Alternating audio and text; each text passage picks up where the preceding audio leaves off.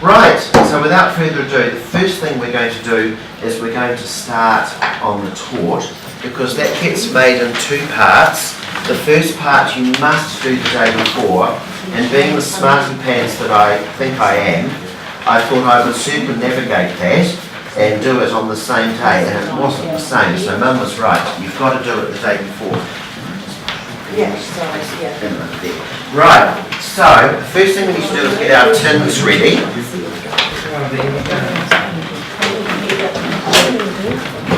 So you will need 3 tins like this. It's called a sponge tin, and you can pick them up from Briscoe's. And surprisingly enough, I managed to strike a sale at Briscoe's. I know that's quite unusual. But without a word of a lie, I got these 3 tins for $8.90 as a 70% off. So with the Black Friday sales, it's still going this week, and you might get the same deal. But it's about a 23 centimetre and a tin, and it's just called sponge tin. So you need 3 of those because we're doing a triple layer cake. Now the first thing we need to do is we need to line our tins with baking paper, and I'll give you a little trick on how to do that, because they are very slippery and the baking paper is very sort of bouncy. What I do first is I just spray a little bit of oil into that tin, and that allows the paper just to stick a little bit. And then the other trick, and it's about the only tip I've ever picked up off Gordon Ramsay, in between the swear words, yeah, is if you get your baking paper and screw it up and then unscrew it, it sits in the tin, it doesn't pop up. Now, the reason we line the tin this way and we don't cut it, around bottom, is we want to be able to lift the cakes out when they're cooked. We don't want to turn them out, and you'll see why. So it's quite handy having these little paper tags to be able to do that. So we'll line our 3 tins.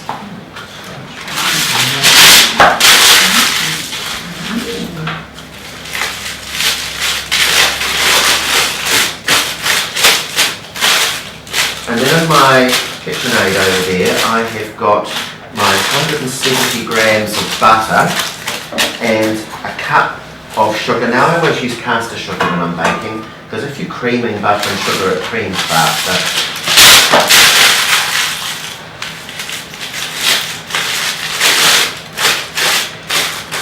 Okay.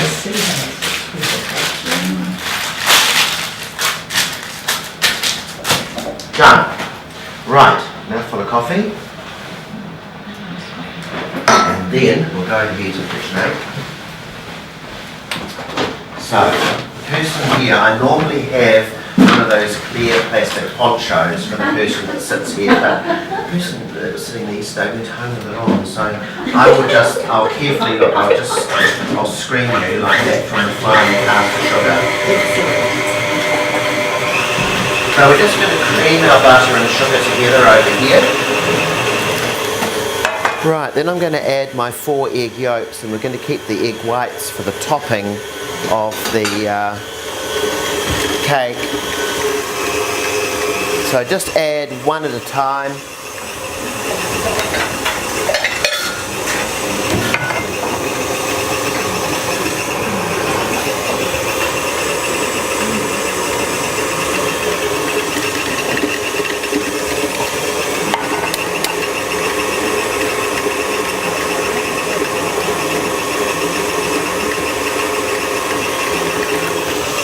So there's 1,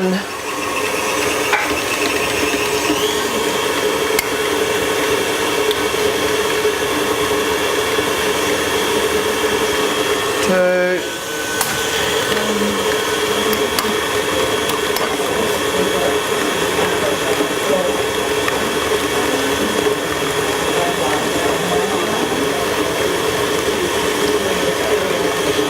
3,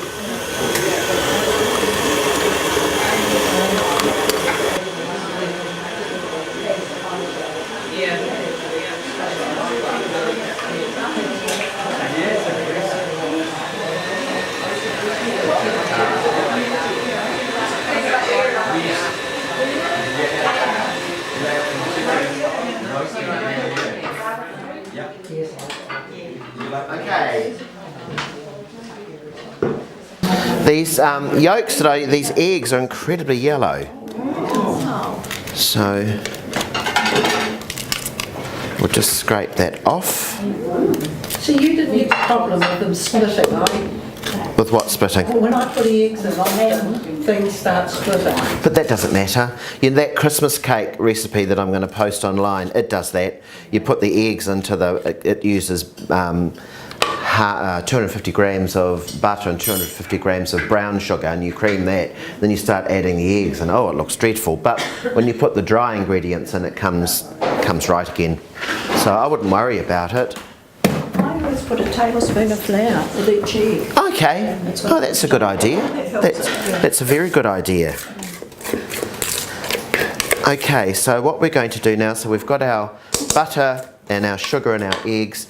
We're going to add our flour and baking powder and mix that in. It looks really, really dry, but then by the time we add our 5 tablespoons of milk and our vanilla essence, it comes right.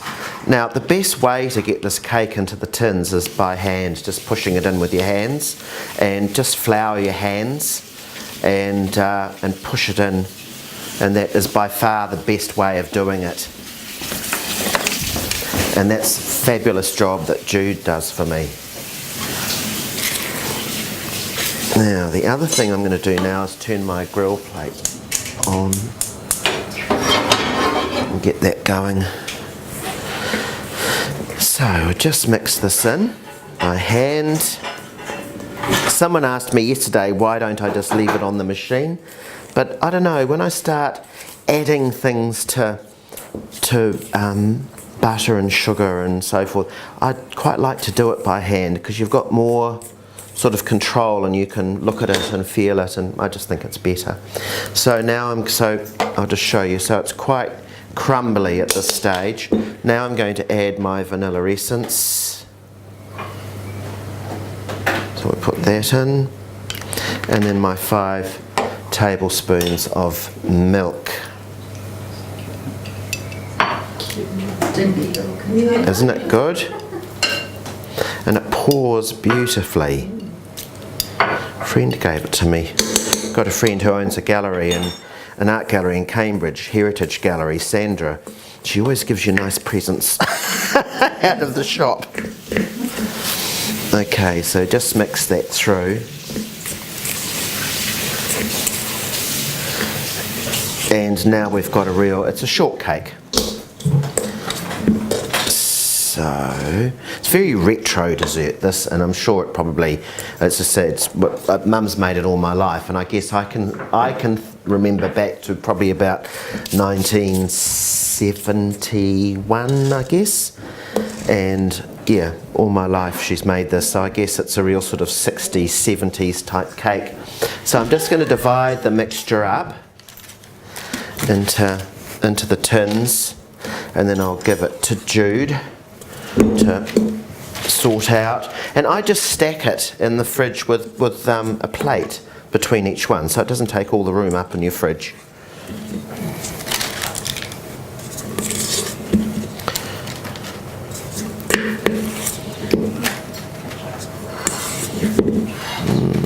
Is that right?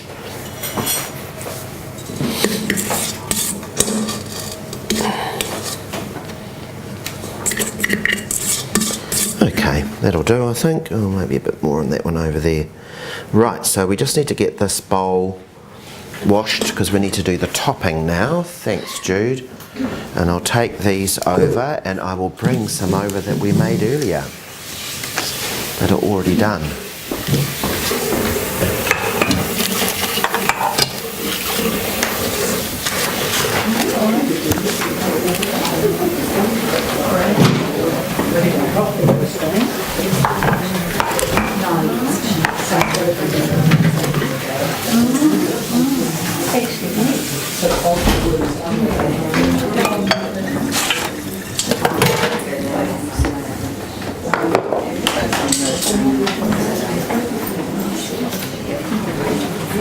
Okay.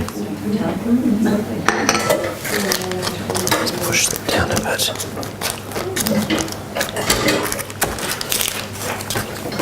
So here's some we made earlier.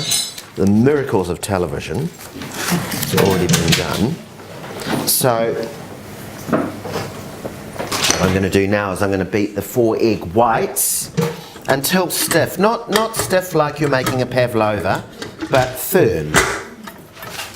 And then I've got a cup of caster sugar I'm just going to add to that, and I just pour it in and just add it. I don't fiddle around sort of adding bit by bit. You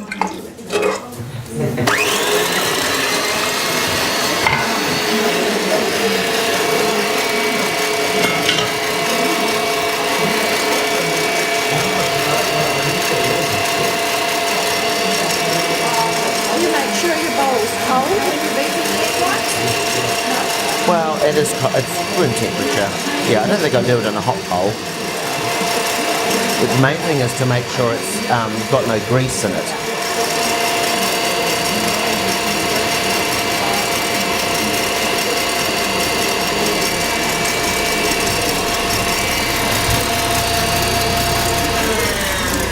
Okay, so I'll add my sugar, my cup of caster sugar.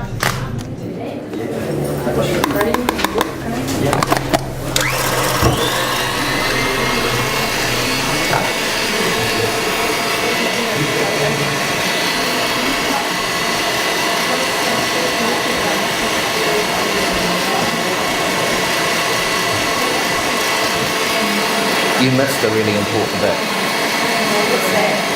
I can't tell you, you missed it. No, I deliberately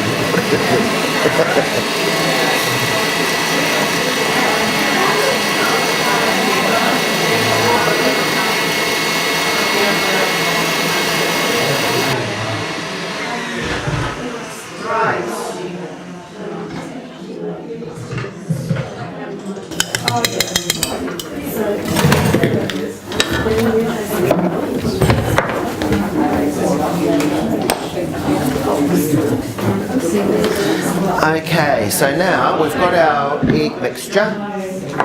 So we're just going to pour that on top.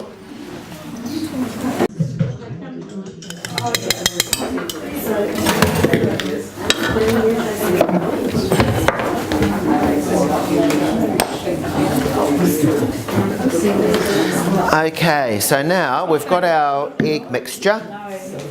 So we're just going to pour that on top.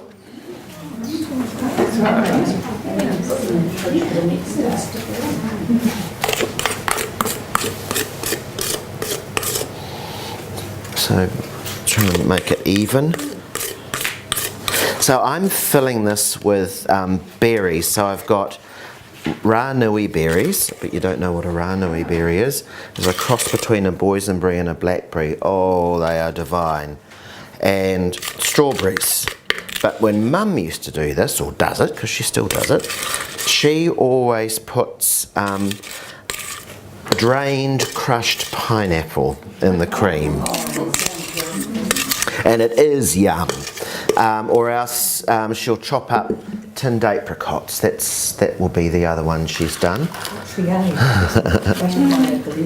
Which is really sort of, you know, the pineapple is very sort of 70s, isn't it? It's when we were doing cheese and pineapple on sticks. How exotic.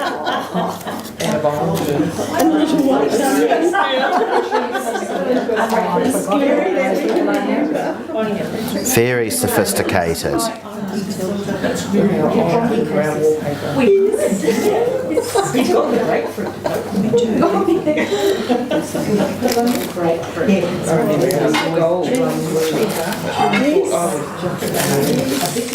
And luncheon sausage roll, you know, rolled up luncheon sausage with the toothpicks. Oh. I hate luncheon sausage. It looks like dog roll. Probably is. Right, so we've done that. Now we're going to sprinkle chopped walnuts, but you could use hazelnuts or pecan nuts or Macca's slivered almonds, but I like walnuts. And those are the pecan nuts, so I'll just get the walnuts. That's these ones. So, we don't need to toast them, of course, because they're going to cook on the top of the cake. So just... So do you have a local supplier for your walnuts? Oh, well, there used to be somebody used to grow them out Rotorangi way, but they've sort of seemed to have disappeared. You can get very, very nice walnuts from Le Cave. I think they come from the South Island somewhere. The Tamaheri markets, the chap was selling them the last couple of markets. Yeah, well, a friend gave me a great big bowl of them, and they were stunning. And what I would do, I eat a lot of salad at night as opposed to cooked vegetables, and I would just crack some open and toast them and put them on my salad, and they were so good. So that's just a bit of cinnamon, and then finish off with just with some raw sugar. Just sprinkle that on the top, about a tablespoon between the 3 cakes, and that sort of puts a nice caramelised finish on top of the meringue. Now I put these in the oven for about 40 to 50 minutes. Look, always, when you're cooking something for the first time, every oven is different. All the ovens I've cooked in over the years, some are very fierce, some are gentle. This is quite a gentle oven. Always on fan bake, yes. And put it in there and just underset your timer and just keep an eye on it for the first time, and you'll work out how long you need to leave it in there. But 40 to 50 minutes should see it. And what should happen is you'll know it's cooked when you take it out of the oven and you lift it out and it doesn't sag. If it's still starting to sag, the shortcake's not cooked. If it just lifts out and it's flat, it's cooked. Right, so I'll put those in. Yep, turkey's in there. It's in the bottom. Right. So what we're going to do now is start char grilling our vegetables and making the tapenade. Okay, so I've got my fennel bulbs here. I love fennel, and we're not going to cook it. We're just going to char grill it, because it gives it a lovely flavour. I hope you can still hear me over that noise in the back there. It's just it'll get very smoky if I don't turn that on. And you can pick that up at any supermarket has the fennel. The white asparagus, they actually, traditionally this was grown in such a way that as the spears were coming up, they would just pack the dirt. But now they grow it in a dark house. And you can get this from Green Fern Asparagus, 491 Bruntwood Road in Cambridge, and it isn't a cheap product, but it is nice. So it's around about $25 a kilo as opposed to $8 or $9 for the green. But hey, it's fun. Funnily enough, in France, I made this salad quite often for my group in France this year when I was doing dinner for them, and they really enjoyed it. You can't buy green asparagus, it's just all white, it's just what you buy. So yeah. So I've got my grill plate on. You can do this on your barbecue if you wanted to. I have a little barbecue, but I just find this so useful just on the stove here. So I'll just pop those on and we'll start charring those. And while that's happening, let's start making the tapenade.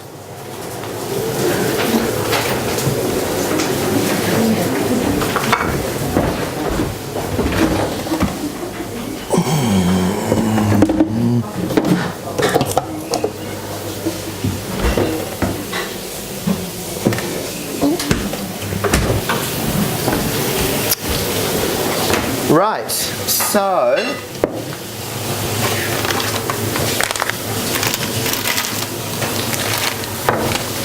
in our food processor,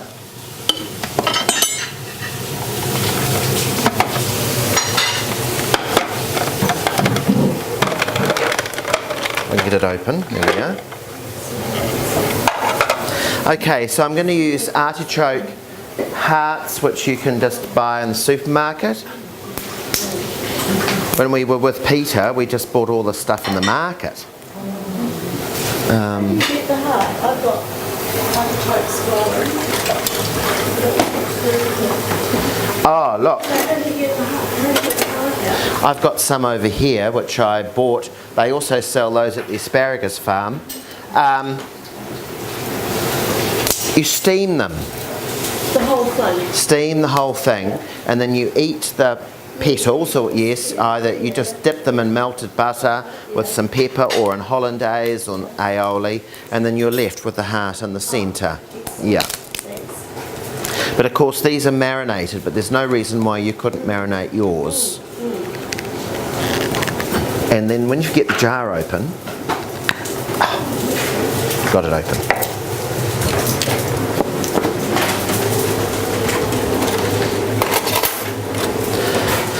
So our artichoke hearts, we'll put those in here. None of the liquid, just the artichoke hearts.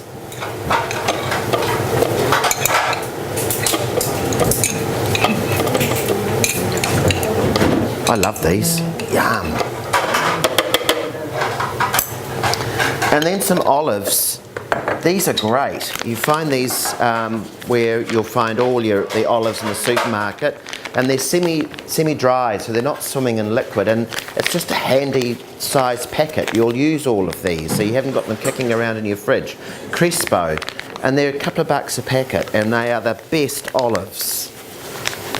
They remind me very much of the olives that you would find in the markets in France, because they're not in that brine. They're sort of semi-dry and they're delicious. So put those in there. Then I want pine nuts. Put those in there.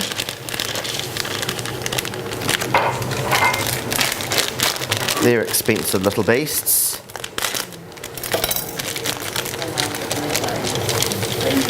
Okay. Then I want some garlic, a clove of chopped garlic,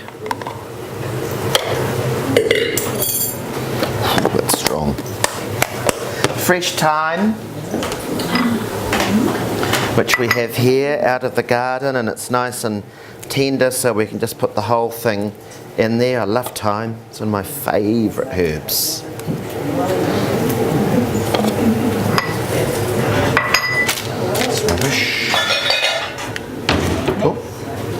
Collision.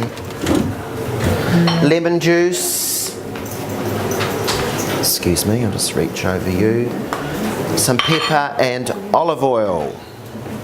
Can you put that in the fridge for me, please, Jude? Remember what I said, you can... Wow. That was too bad. I might... Did you cop it in the eye? Just in case. I might get the squeezer because I don't think I'm going to get much juice out of those lemons. They're very hard.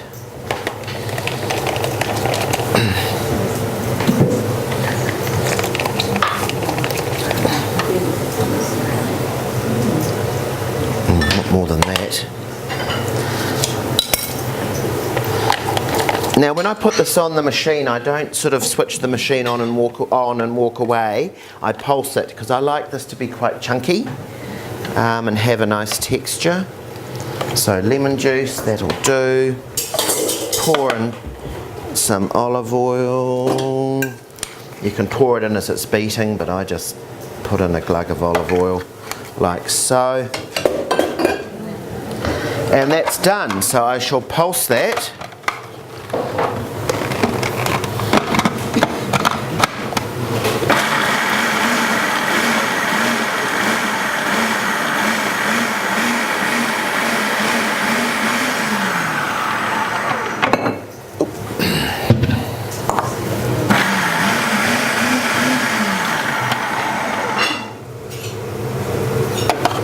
Just give that a bit of a push it down.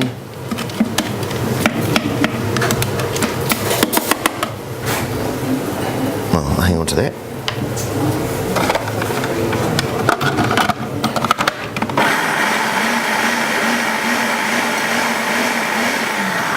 Okay, that'll do.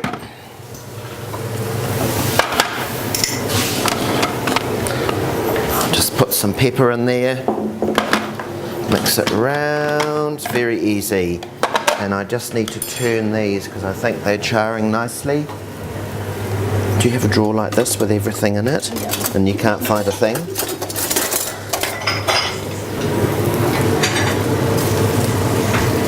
So that's sort of what we're doing. We're just charring it. We're not cooking it per se. Okay.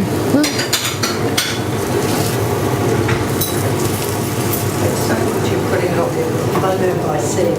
Yeah. So much easier. Well, it will be so much easier, I think. People can refer back to it and... Right. And pepper. And there. Lovely. And then we're just going to put it into a nice bowl for serving.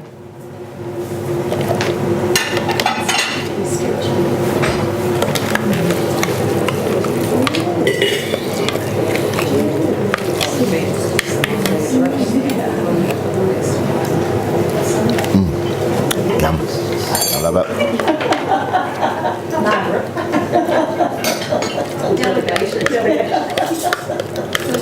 Alison Holmes Affectionate. Yeah, marvellous. They're about $8 or something on her website.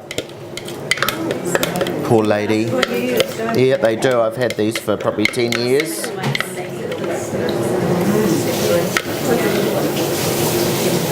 So I'm using a little pottery bowl here. I've got a whole lot of this pottery coming that I bought in France this year, which goes wonderfully well with Tony Sly. I love it, the salt glazed pottery. It was supposed to be here before the cooking, but the container's not here yet. But I'll post these sort of things on Facebook when they arrive. Right, so we just put that to one side and that's ready. And I'm just going to serve that with crostini. And it's really good. Okay.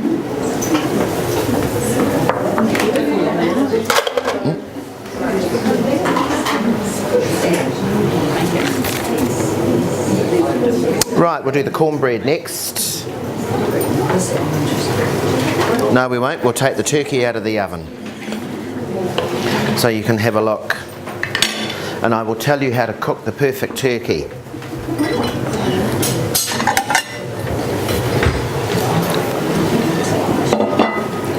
And you'll want to write this down.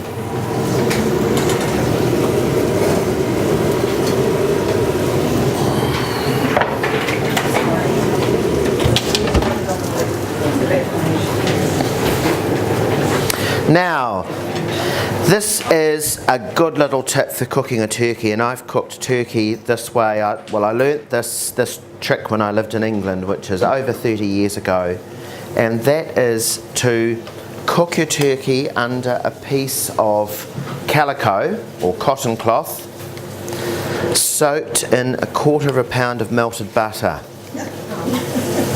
And you put that over the top of the turkey and it sort of steams it, and you will never, I have had 100% success rate with this, you will never ever have a dry turkey, ever.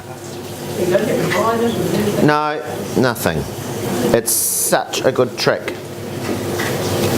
So I cook it like that for all bar about the last 20 minutes. And I'm just taking this off now. And this gets thrown away, obviously, because it's... I'll use it as a floor cloth. But how long have you cooked this and what weight is that one? Okay, I'll tell you that in a minute. The other thing I do is I use a meat thermometer. Sorry, I just need to get that off.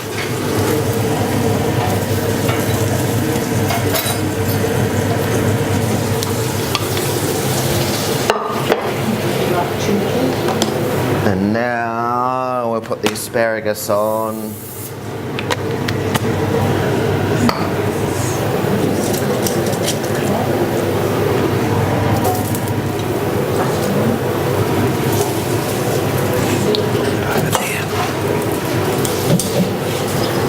Okay, so that is a size 4.25 turkey.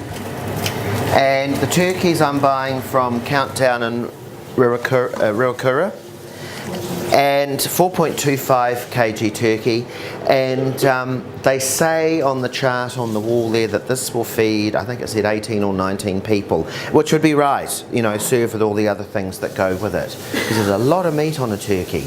And I cook that size for about 3 hours, and I have my temperature in my oven about 170, but remember my oven's quite gentle, so you're better, I think, with the turkey to cook a little lower and a little longer, you know, for it to be really nice. Now, if you use a meat thermometer, the internal temperature of the turkey for it to be cooked is 80 degrees centigrade.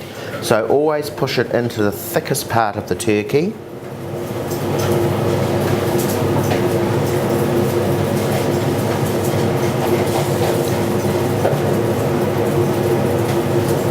Got a little way to go.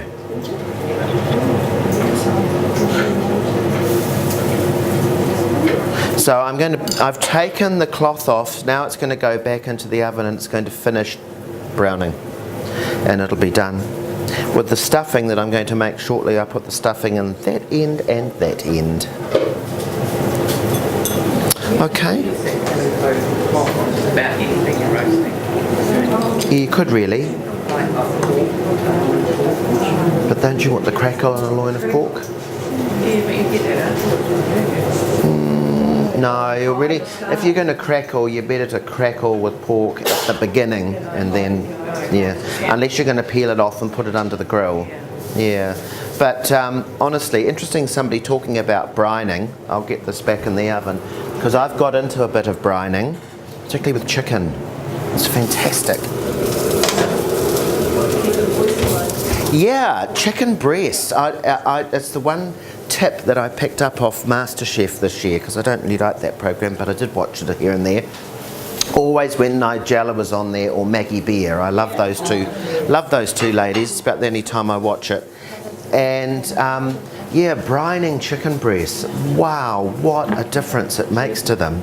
And it's so easy. I'll tell you, if you want to write it down, I'll tell you how to do it, because you know, chicken breasts, we're told we've got to cook chicken well to make sure, for obvious reasons, but with chicken breast, if you overcook it, it's dry and horrible. So what I do is I get my chicken breasts, I only ever buy free range, and I butterfly them out, you know, flat, and then in a large bowl, mix 1/4 cup of salt and 1/4 cup of sugar, and 6 cups of cold water. So you do need a big bowl. And then just stir that around until that's all dissolved, you know, the sugar and the salt is dissolved. And just put your chicken breasts in there for half an hour, no longer, because they'll start going mushy. So half an hour. Then you take them out and dry them off. You don't wash them, you just dry them off. And then pop them in the fridge uncovered for an hour, and that dries them off, you know, dries them out, and then do whatever you're going to do with them. And seriously, it's so good. It is so succulent and tender, and it's the best. So, right, cornbread.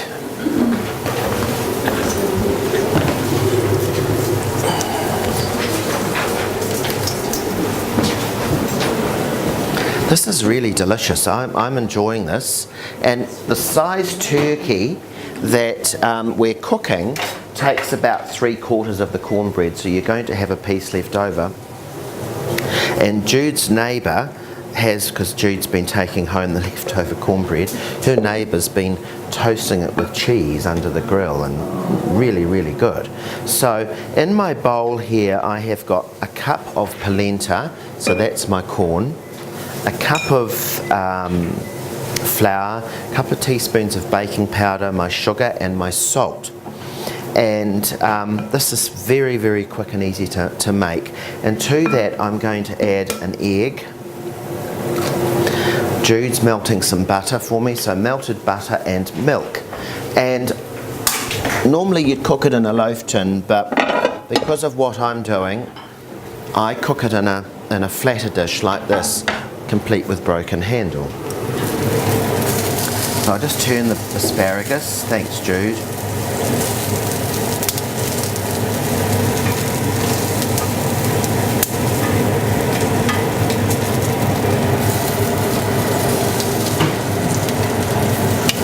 Nope.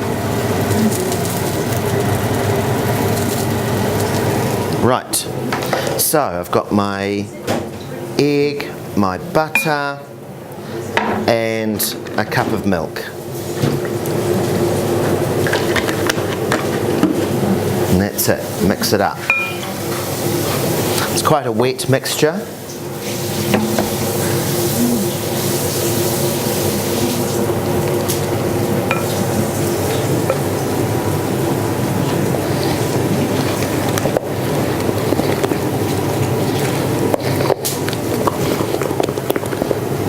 So it's quite a sort of a wet, sticky mixture, and I'm just going to grease my dish, and it cooks for about half an hour or until it's firm. So you could make this in advance and freeze it, or you could actually make the stuffing in advance and freeze the stuffing. So it's quite good to be prepared, I think, well prepared for Christmas, so that it's not such a, particularly if you're working.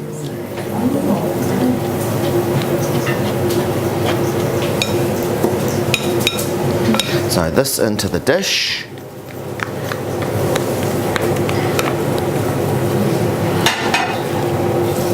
It makes me being silly, but isn't cooking more interesting when you have lovely bowls and lovely... Yeah. Yeah, it just makes, it makes all the difference. The only thing is with these lovely bowls is they are flaming heavy. They are very heavy. You right? Yep. Oh, let's throw that over there too. Excuse me. Okay, so just spread this out in your dish, like so.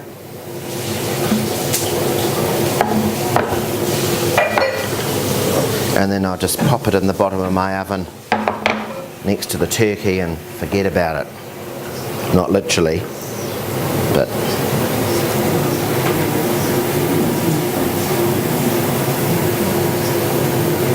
There we are. So that's your cornbread.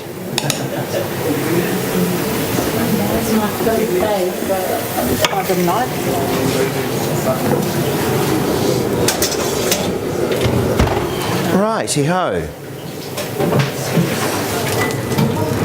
So you're just charring the asparagus. You're not cooking it as such. Oh, sorry.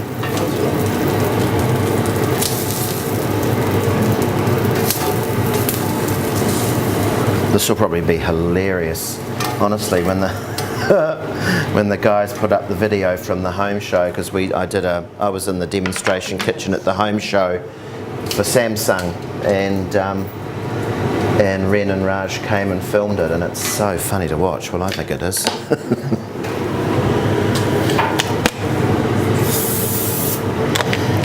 And one of my mother's friends said that my hair was messy at the back. As if I was worried about that.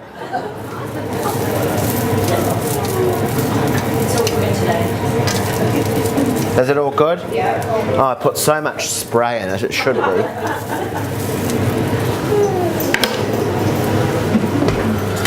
But I thought, I just thought that was really funny. Let's not make a positive comment, let's just make a negative one, shall we?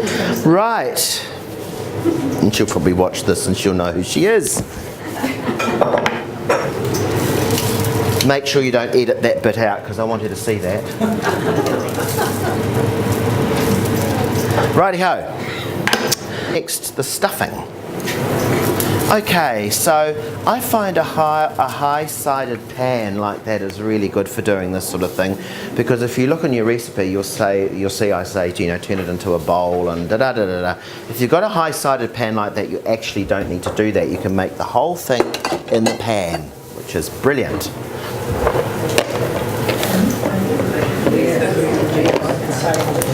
So you can save on some dishes, ladies.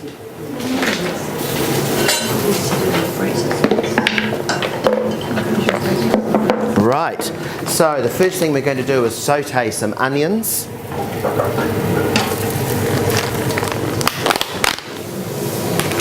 Chopped onions, and when I make a stuffing, I like all my ingredients to be chunky. I like a really chunky, textured stuffing. So I'll put that in there, and we'll get that started. I've got chorizo sausage, which I love. It's a Spanish sausage, and if you go to New World in Hillcrest, you will find the real Spanish chorizo, and it's on sale. It's on special. So, but it's in a funny place. It's where all the smoked salmon is. Oh. Yeah, I know. I haven't quite worked out why that's there and all the other is around the other side of the supermarket. But yes, it's there on special, and it's really yummy chorizo. But you know, other chorizo's fine. I just thought, oh wow, real Spanish stuff. And it just adds a lovely sort of smoky, slightly spicy. You don't get one that's too hot because it might be a bit much. And then we're going to add the chorizo. Lovely. Saute that as well. And just cook the onion until it's sort of clear.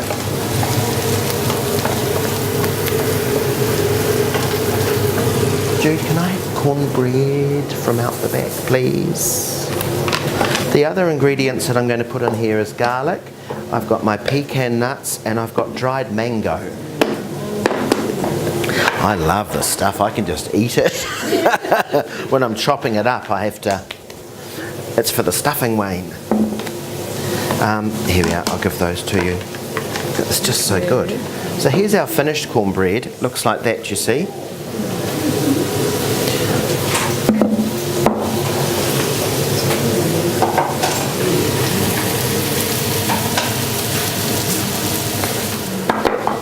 Okay, so chopped pecan nuts I'm going to put in there.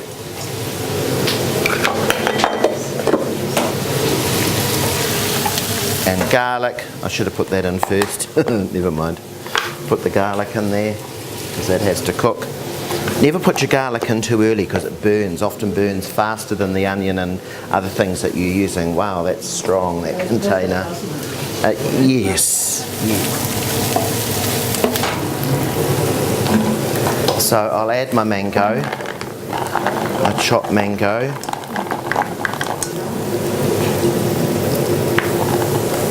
And once the stuffing is made and it's cooked in the turkey, the dried mango ceases to be dried. It becomes sort of soft and, you know, as though it was fresh mango.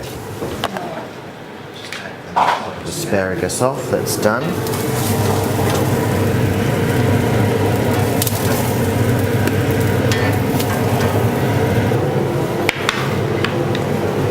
Last lot. Coming back to the stuffing. So now we have to add our cornbread. Oh! So just break it up. So sort of don't break it up small because we want it to be chunky.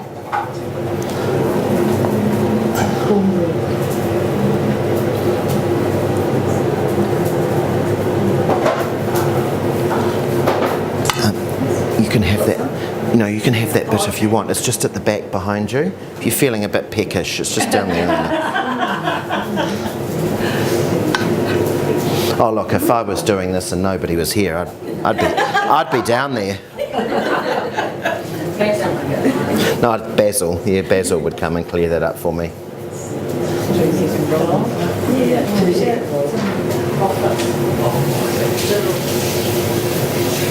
Okay, so there's our cornbread.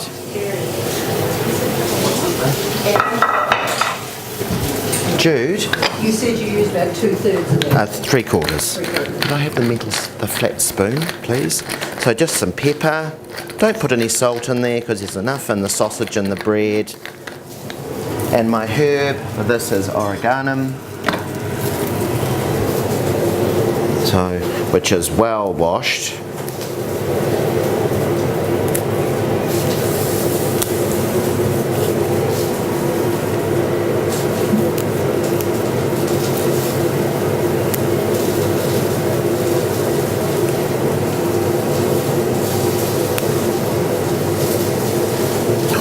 Left some behind.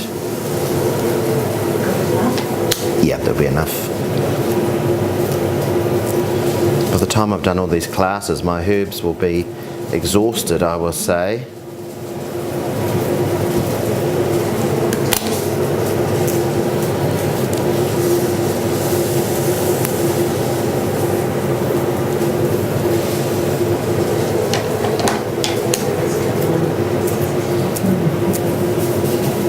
And then I just add an egg.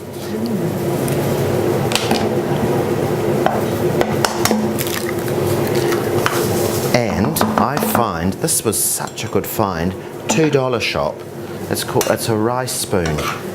But they're so good for mixing things like this because you can get right in underneath and lift.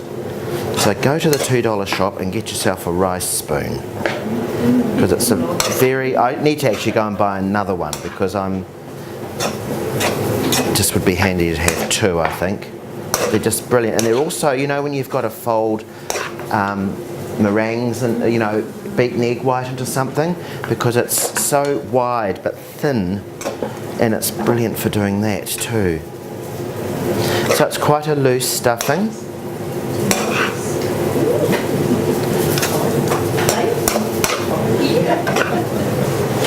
So that's done. Now that quantity of stuffing will fill that turkey, as I said, both ends, and there's a little bit left that I just put in the bottom of the tin, of the baking tin, and we call that the chef's treat because it goes all crunchy and oh, it's so yummy.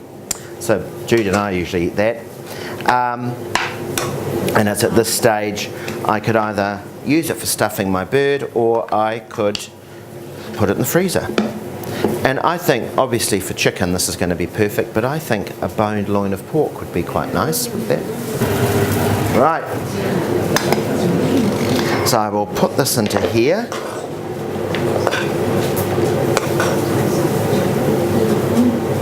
And that is a mighty fine stuffing.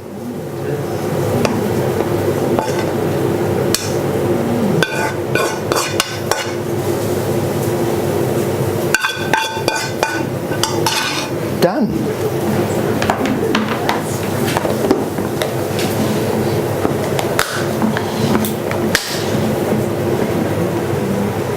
I'll bring this over, Jude. I'll put all the...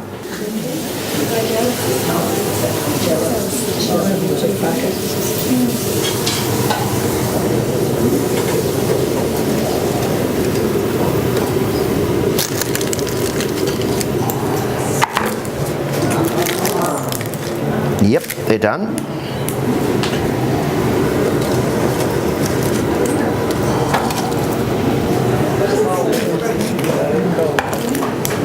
What I do is I get these out of the tin straight away because obviously I need to cool them to be able to fill them, and I put them on the stone bench top and they cool really quickly. So I'll take them over there, but that's how they should look. So they do rise up, and because of course the shortcake has got the baking powder in it and the egg whites and so forth, and you can see how the raw sugar is sort of caramelized on the top. They're lovely. It's a really, really nice cake. Right, now If you're in a hurry, would you just leave them in the tin? yeah, I would. Yeah. Right, the asparagus is done. Turn that off. And we'll just check the turkey again. So there's our lovely char grilled asparagus, white asparagus. It's looking good. We're going to take a break in a minute.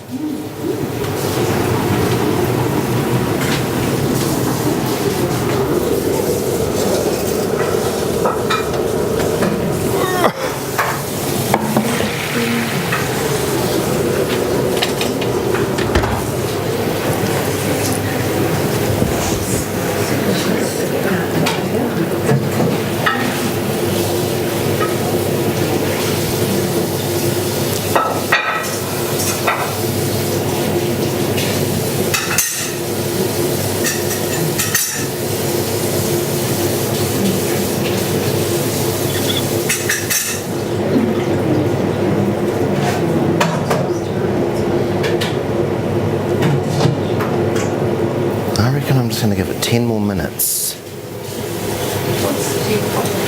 75.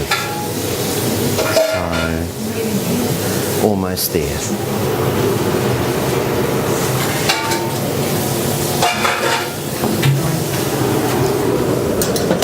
And I'll set my timer.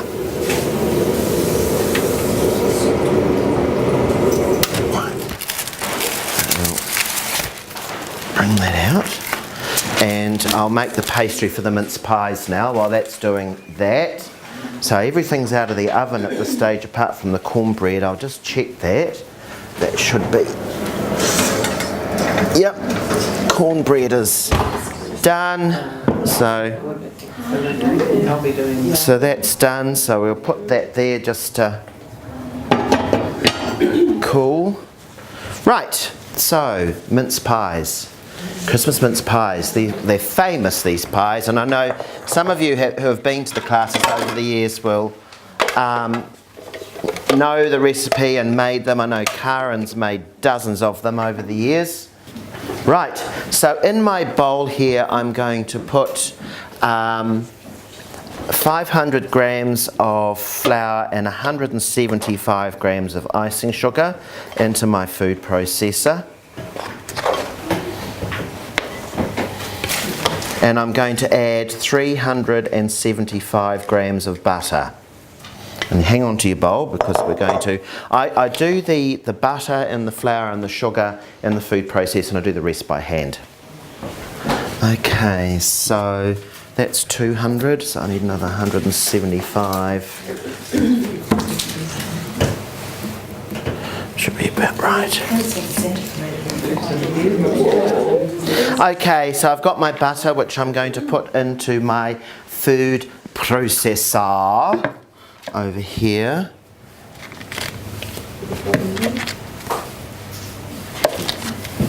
The logistics of cancelling something like that would be huge. Postponing it all. Yeah. That used to be the highlight of one of the highlights of my year when I was a child, the Farmers Santa Parade. Yep. Excuse me, darling.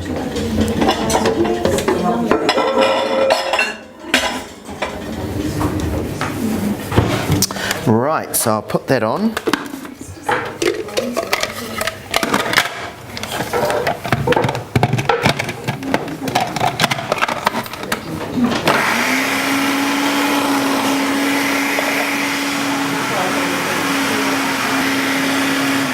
I have to do the rest of the rubbing in by hand because I've got a lump of butter in there that does not want to mix in, but that's all right. So tip that out. Now the key to making good pastry, of course, is not to overwork it. If you overwork pastry, that's when it becomes tough and it shrinks and it's just not very nice. So with a pastry like this, I like to do part of it, I mean that should have rubbed in but it didn't, part of it by machine, and then I always finish it off by hand, again because it gives you far greater control over what's happening in there. It's quite humid today and it's warm in here, so already I'm getting a pastry without even adding any liquid to it yet because it does have a lot of butter.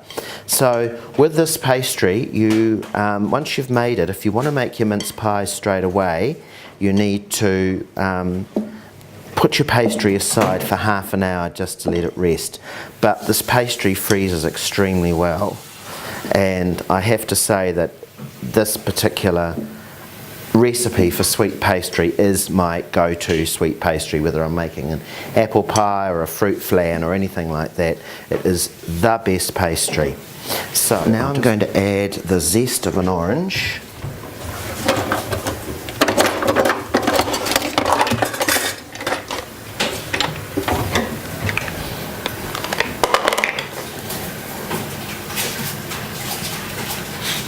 And this is a great gadget for your kitchen as well.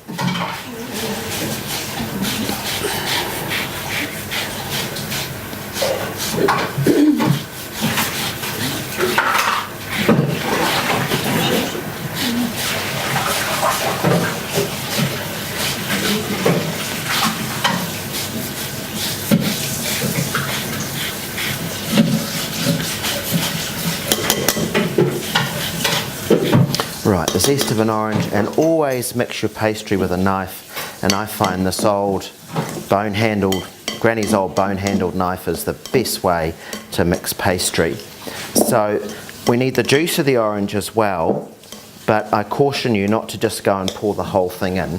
Do it in stages. And so I'll just get my orange and cut it. And juice it.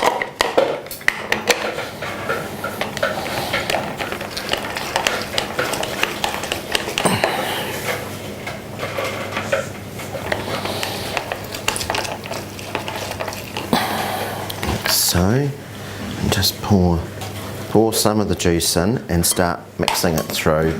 And you can, once you start putting the liquid in, you can feel it sort of pulling at the bottom. When you stir it, it becomes more difficult to stir. And I'll just put a bit more in, just the remainder here. We'll put that in. And that's all we need. I would recommend that if you're going to make this pastry, if the weather improves before Christmas, that if it becomes, warmer, hotter, this is quite a good job to do first thing in the day, not later in the day when the atmosphere is a lot warmer, unless you've got a cool kitchen. Right, so there it is. Now it's still looking pretty crumbly there, but the trick is to get your knife and start pulling your knife on the dough, and you can see it is forming into a dough. It is coming together. So I don't need to add any more liquid to that. That's done. So we're going to put it aside to rest. Oops. I really don't need that anymore. That's pastry. Right. So now I turn my pastry out. That's just about ready to use. And you prefer the signature range pastry? I tell you what I don't buy. I did buy, and it was disastrous, and that's the Edmonds butter puff pastry. It's terrible. Have you tried working with it? It's sticky and it's horrible stuff. I was blaming the weather, so I'm glad someone else. No, I threw it out. I used it for the first class, and then it was just such a pain to work with. I binned it. Someone said I should have rung them and complained, but really, I can't be bothered. Right, so now I need to get my dough together. Like so, and I'll turn it out onto my honey wrap.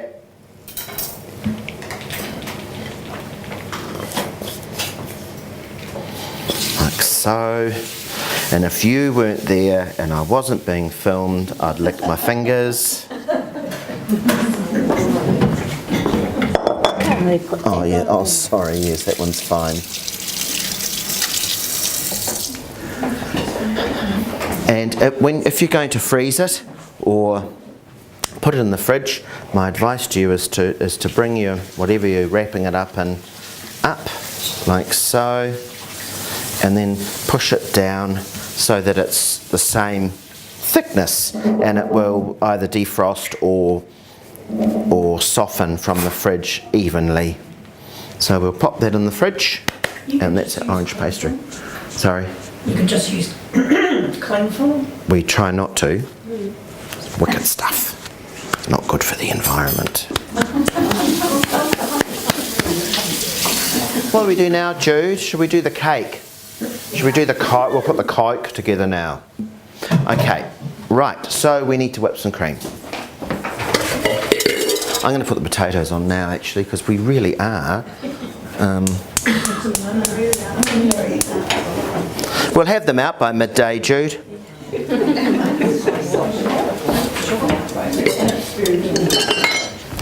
Okay, so I'm going to whip my cream.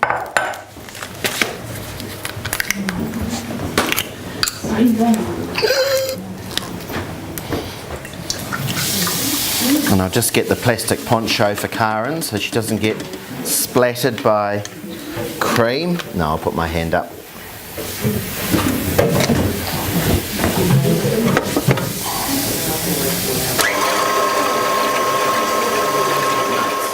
and we'll have a drought then.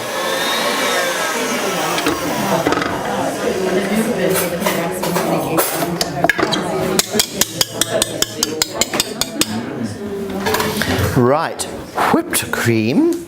Now, as I said, I'm using the ranui berries and the strawberries. So I'm getting my berries from Ye Old Berry Farm in Matangi Road. Their berries are really, really good. And the reason I like them, apart from the quality of their berries, is the fact that they do all the berries, not just strawberries. Very, very nice. They're very, very nice, yes. Right, so my strawberries I've sliced, or Jude sliced them, have sliced thinly so that they sit nicely in the cake. So I'm going to put my sliced strawberries in one bowl, and I'm just going to sprinkle a little bit of raw sugar and literally a thimble of brandy or something like that, just to make a little bit of syrup on them. So just a teaspoon of raw sugar. There's a piece of leaf. Look. Oh, there's a bit of leaf in there. That's disgusting. It's just disgusting. It's just shoddy workmanship. And I literally have just a thimble of brandy, but that is enough, just a bit. And I'll just stir that round. I must buy some more of that.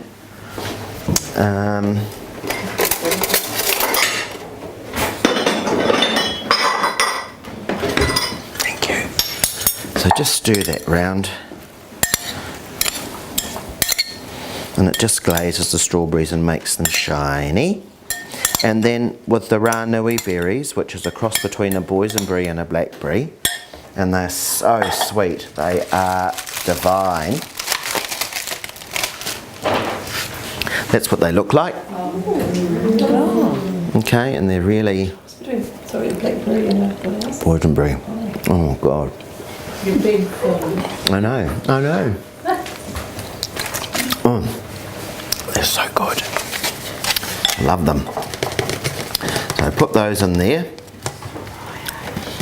And then to that I just put in a tablespoon of jam. Again, just to glaze them and make them shiny.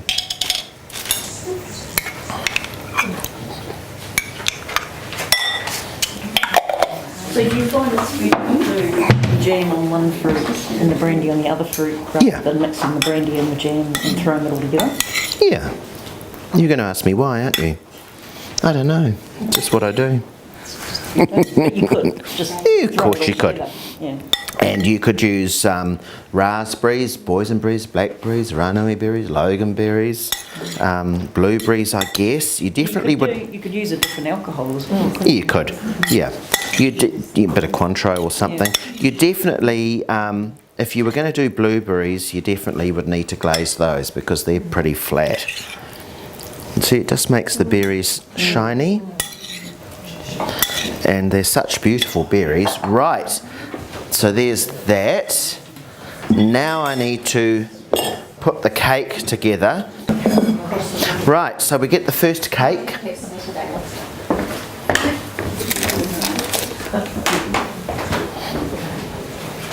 And we need to take it out of its paper. And the first cake goes meringue side down.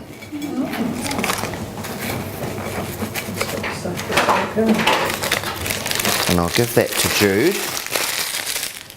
Okay. And then we get the cream.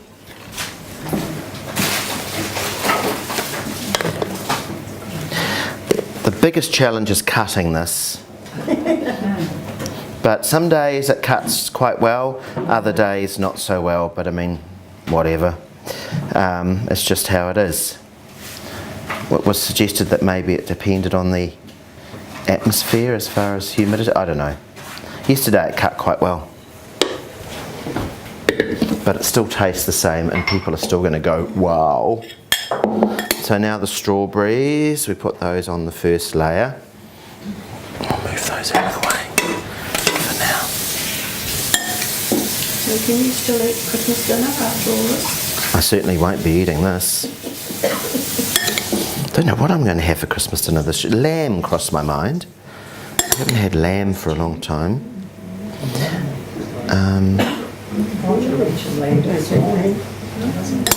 Just roast lamb, I don't know, might just do that. It depends how hot it is, doesn't it? You know? Might be snowing by then. Could be, yes.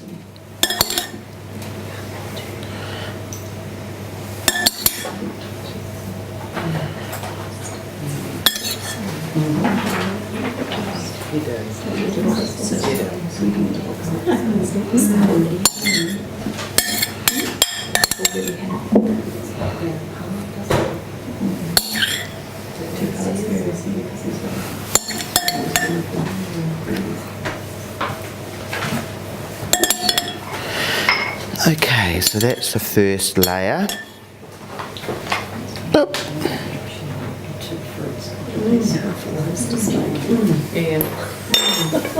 Right, now the next cake.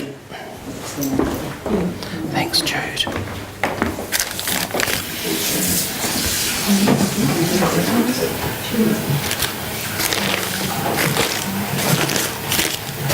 And with the next cake, it's meringue side down again.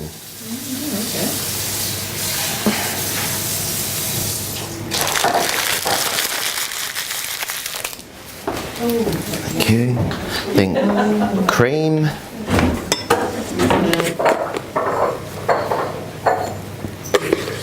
Obviously not a weight watcher's really. Funny you should say that. Watcher's cream. I can feel the sounds going on just looking at it. Well, the most. Oh, Christmas Eve. No, Christmas, don't worry about that. It's for indulgence. It is. Thing is, with doing these classes, I'm indulging every day, so it's a bit of a problem. Right, and then we get our beautiful other berries. And we just sit those on.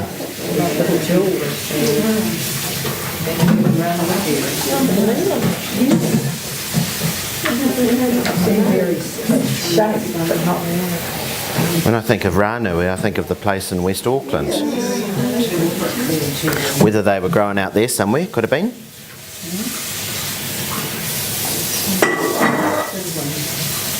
But they are absolutely beautiful berries. Just the flavour is incredible. So you need Did you use one? just strawberry. So you need to get yourself out to Ye Old Berry Farm and get some. Martingi Road is here. It's no Telfori Road, just over the railway line. Just through the Martingi village on Telfori Road. Oh, yeah, I'll get lost. They sell them, when do you pick them? Sorry, Do dear? you pick them or do you just? Oh no, you can pick strawberries. I don't think you can pick the. I don't know. I don't go and pick berries, but you can. They do picking, but I don't. I rush in and rush out.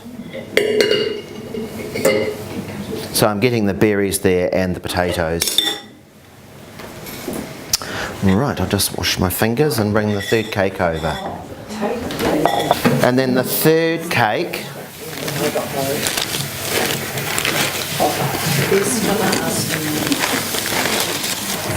meringue side up, and there it is. Pretty impressive. Christmas berry tort. So it's not complicated, you've just sort of got to think about it, and it's a good idea to get it to that stage a little bit before you want to eat it, because it sort of sets in the fridge. So You could do that before you started eating Christmas dinner. absolutely, you could do it. I mean, I don't know when you eat your Christmas dinner. We eat ours at night normally, but so I mean I do it. Oh yeah, 2 o'clock just after lunch, and just pop it in the fridge, and it's absolutely fine. So, yeah, it's a bit of a mum's party cake, and it's a bit of a showstopper. So, there we are. So the mince pies, I cooked them before So these are the mince pies that I cooked for you this morning. So essentially, we're lining our little tins. That quantity of pastry will make about 52, 54 this size, and about 32, 34 of the larger ones.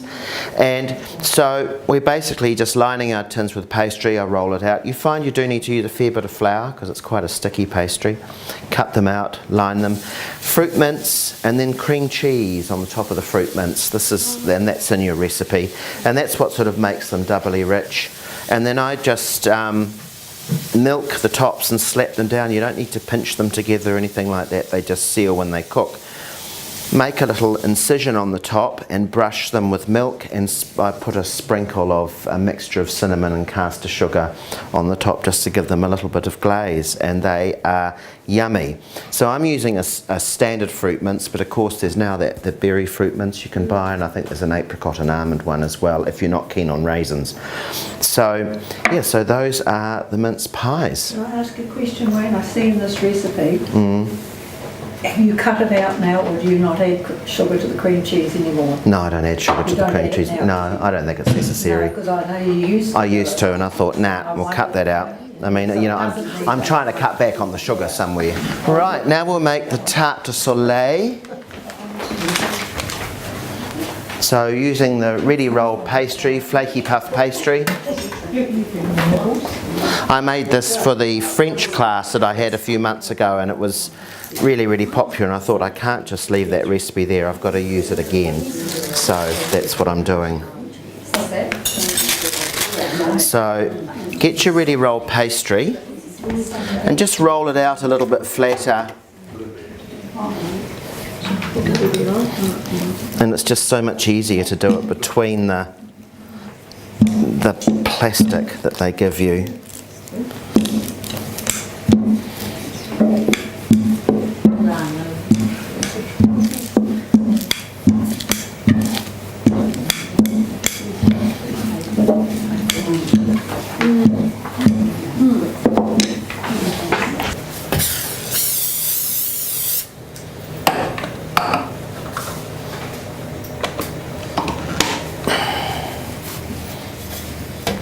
This is another one of Peter's recipes that she's done for us, and it's such a good one.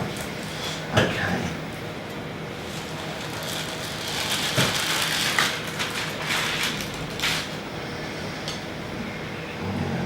I'm going to have to cut it out now and push it out a bit further, but that's all right.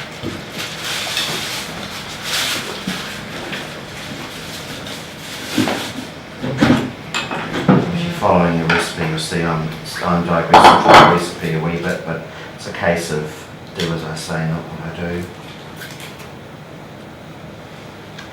Okay, so I'll just push this out because I want to get more of a circle. And it's just easier if I do it this way. That's pretty good, I reckon. Go this way. That's pretty good. Okay.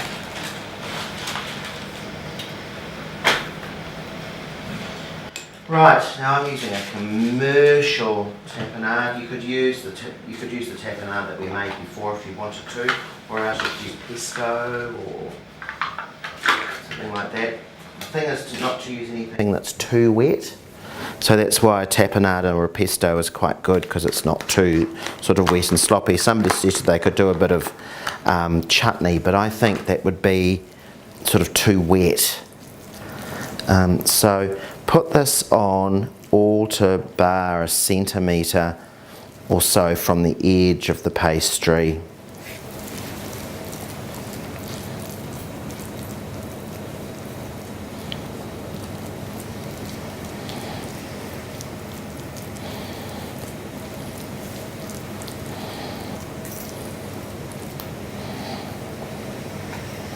That'll do.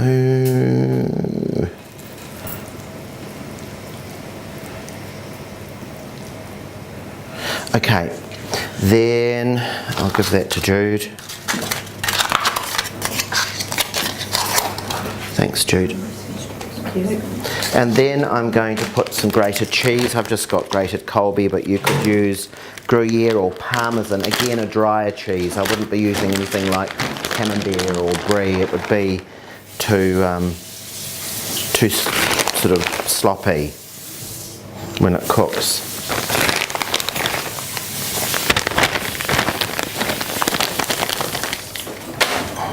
Right, now we need to do the top. So again, I'll get my piece of plastic. Oh, did I throw the other bit of plastic away? That was stupid, Wayne. I'm going to get it out of the rubbish bin. No, don't, Jude, I'm joking.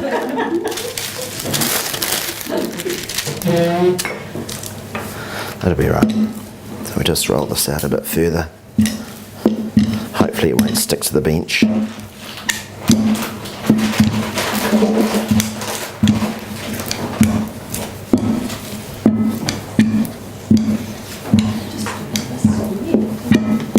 Sorry?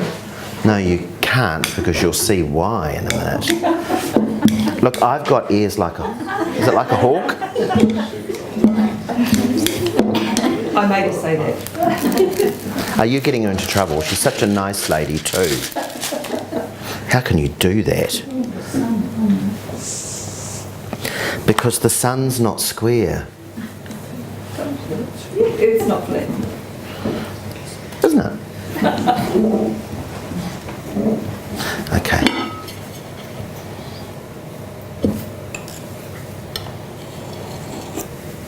The moon's been beautiful the last year. Has it? Yeah. Full moon. Really running. I'm too tired by the time I get to bed to notice what the moon's like.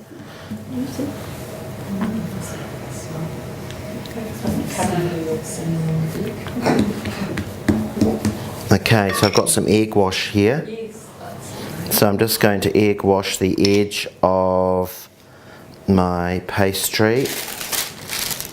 Oh, I'm going to keep that. I'll give you that. Oh. And I'm just going to put the top half on here. And press it together.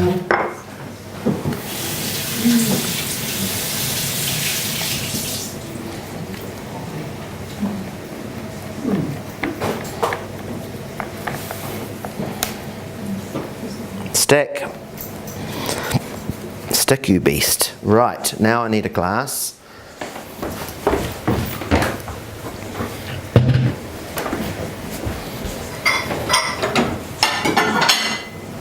I need to sort of get in the middle. That's sort of the middle, and just press down, but don't cut through, just so, and then you've got to start cutting. So first into fours, and then again into 8.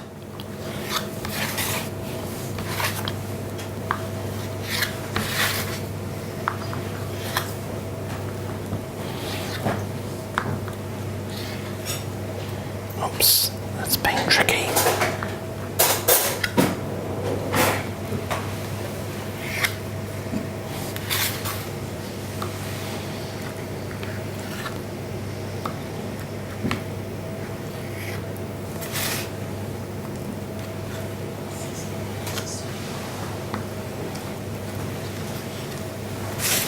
Oh my goodness, the silence. And then finally, we get each bit and we twist it. And that's why we don't do it square.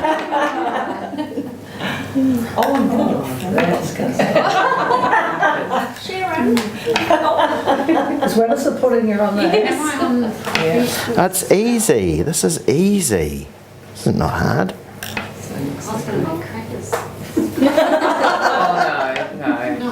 Onion soup. No, this is the pasta. Yeah. If it wasn't twisted, would it? No. Okay, and then we brush it with egg wash.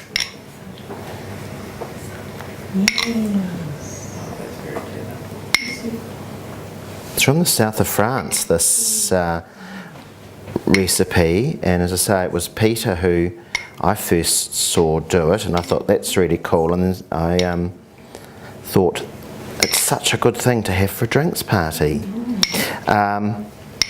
So like I said, you can do your pesto or your different tapenades or whatever. Also, they do a sweet one in France with Nutella. Some people say that. I love Nutella. I love it. Oh, I love it. It's made with those fancy chocolates. The Ferrero Rocher is full of Nutella. That's what that is in there. I love it. So would they put Nutella on its own, or add what? Yeah. Oh, maybe a Nutella, and you'd put. I'm going to put fennel seeds on the top. Maybe you put chopped peanuts or something on the top. Could be quite nice. And then I'm putting fennel seeds because I love fennel. But you could sprinkle this with sesame seeds if you didn't like fennel. But when you eat it, you'll see the fennel just really gives it a nice taste.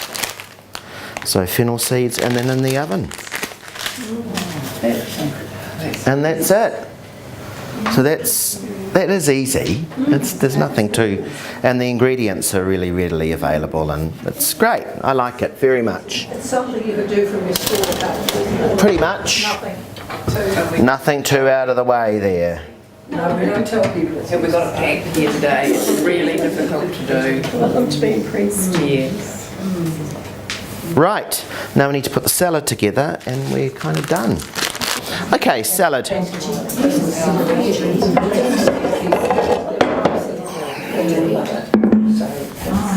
get the une salade greens. Other ingredients: tomatoes and capsicum.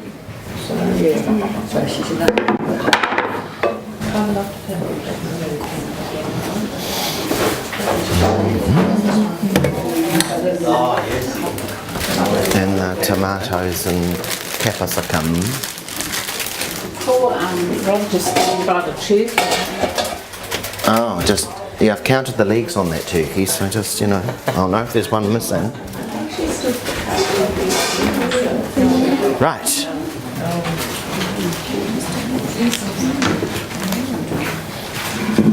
Right, so let's start making our salad up. So, mixed salad greens.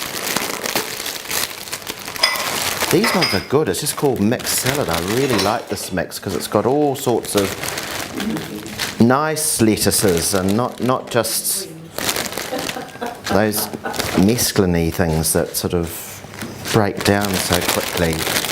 So we're going to start building our salad. I need the knife with the red handle so I can cut my fennel. Yeah. So we just thinly slice our fennel.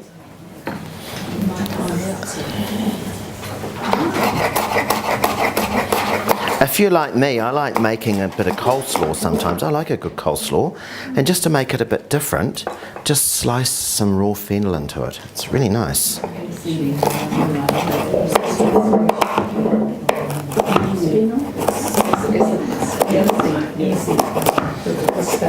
Christmas carol, but I get them together.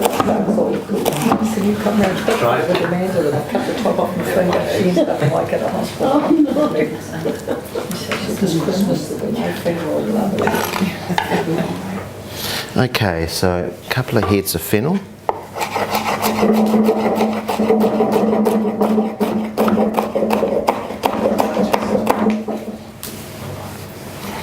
I don't use the core, that gets a bit tough down there. Make it up.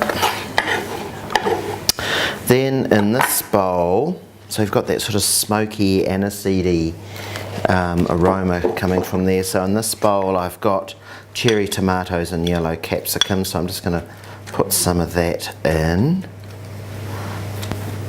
Then I'm going to take some of the asparagus.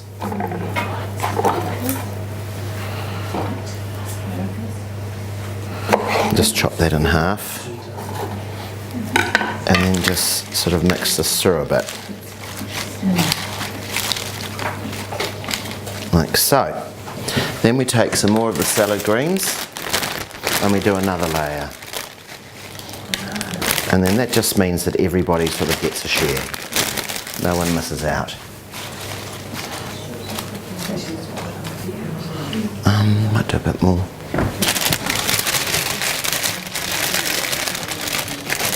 I think you've all got a very hungry look about you. So It's like the last little one.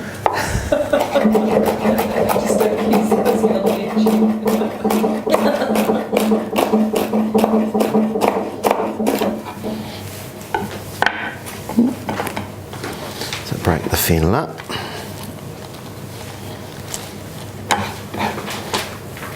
They were very hungry ladies yesterday. I don't think there was anything left on anyone's plate, and all the salad went. So that was good.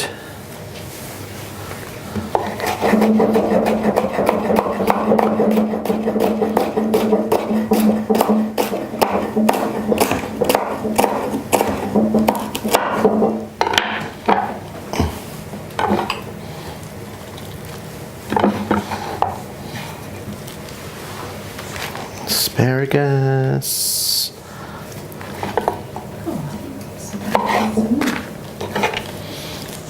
And this. Right. We'll get rid of this.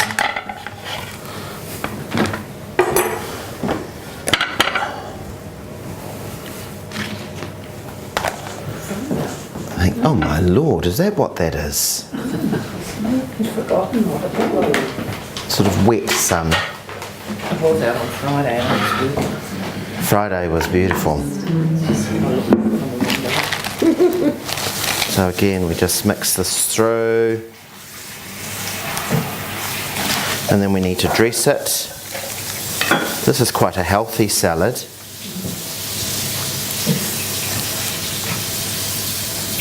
Right, happy with that. So some salad dressing.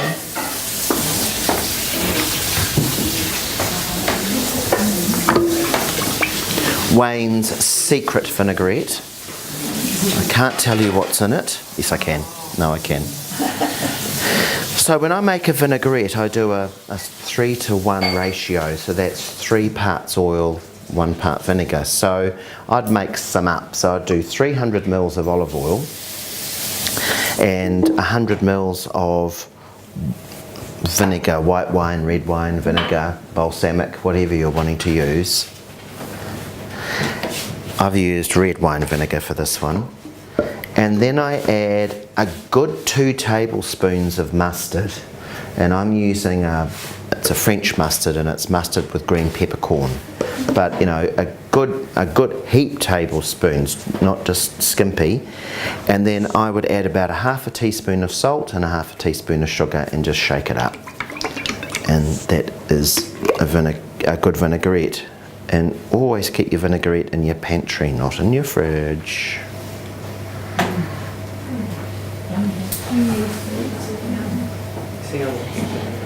Why? Because everything has come out of the cupboard. And it goes yucky in the fridge. It goes solid. You've got to get out of that habit. Right, now I just want to get some basil leaves to dress it. I think that basil is looking rather packed, so I might go. I'm going to promote it in a minute. Yeah. So I've just, the basil is well washed. He's been having a little nibble at my basil. So I just put whole basil leaves on here.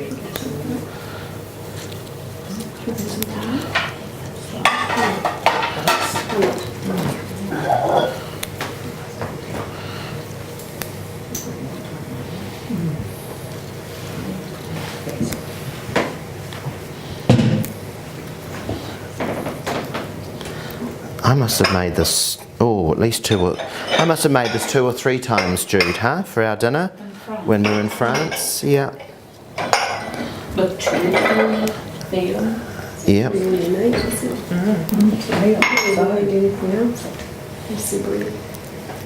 Oh, really? Proper bread. What, white sandwich bread? Yes. Yeah. Yeah. Shaping slice. Have you ever made it with green asparagus? Yeah. Yeah. Yeah. We did the other day. Yeah, we did. I did a mixture of green and white, didn't I, the other day?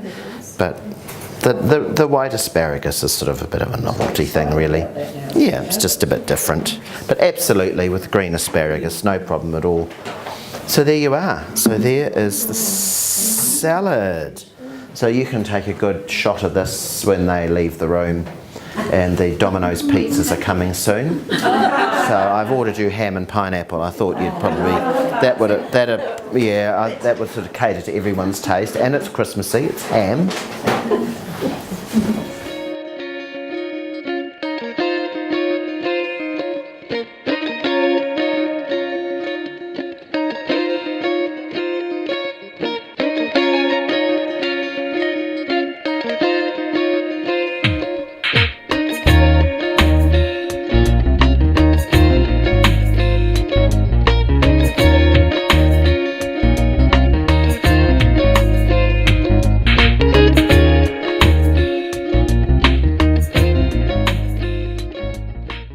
Okay, so what I'm going to do now is cut the turkey, and I like to serve the food on the table with the guests sitting down all ready for them just to help themselves. So it negates having to sort of make a fuss of fiddling around with the turkey in front of everybody at the table, but you may choose to do that, but I don't. So I tied the front legs up, or the legs, I only have 2 legs, with string, so I'm going to remove that. And I start off by removing the drumstick. You need to have a reasonably sharp knife. So we go down to the join, and then I cut through there somewhere. I'm not getting through there, that's what I want to do. And then I'm just going to cut that lovely meat there off. It's very succulent and tender, it's beautiful. It's just how we want it to be, the brown meat. I'll put that in there, and I also get a wing, which I just take off at the join there, and I just present that like that. So that's the brown meat. Now we want to remove the white meat, or the breast meat. So I just thinly slice it. Again, you need to have a sharp knife, and of course if you're not in front of guests at a table, you can use your fingers. You don't have to worry about using a carving fork. And because I've cooked the turkey under that buttered cloth, the breast meat just slices beautifully into these beautiful slices of meat. It's not all crumbly and falling apart. And you get a hell of a lot of meat on a turkey. I think it's, really, really, really good value.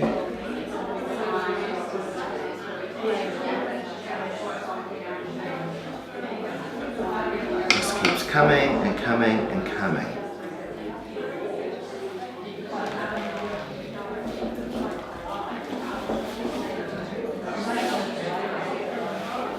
And the interesting thing is, a lot of people actually do prefer the breast meat, so you do want it to go a long way.